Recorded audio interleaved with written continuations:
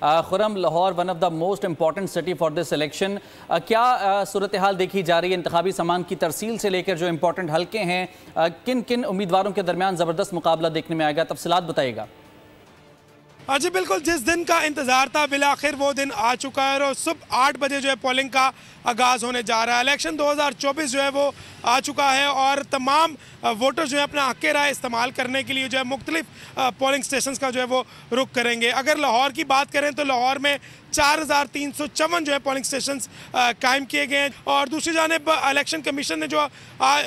तमाम सामान की तरसील जो है वो भी मुकम्मल कर दी गई है और तमाम ROs को जो है वो सामान भिजवा दिया गया है और पुलिस और रेंजर्स की निगरानी में जो है वो सामान की तरसील जो है वो करवाई गई है और मुंतकिल किया गया है। और अगर लाहौर की सिक्योरिटी की बात करते चलें तो लाहौर को फुल प्रूफ सिक्योरिटी फराहम की जा रही है, जबकि इलेक्शंस की सिक्योरिटी 27,000 एहलकार और अफसरान जो हैं वो ड्यूटी पर मामूर होंगे। अगर कोई हुल्लड़बाजी और कोई ड्रामेबाजी अगर करता है तो उसके खिलाफ जो है घेरा भी तंग किया जाएगा। लाहौर शहर समेत पंजाब भर में जो है दफ़ा 144 का नफाज भी जो है वो यकीनी बनाया जा रहा है और हमने देखा कि कार्रवाइयाँ भी अमल में लाई जा रही है।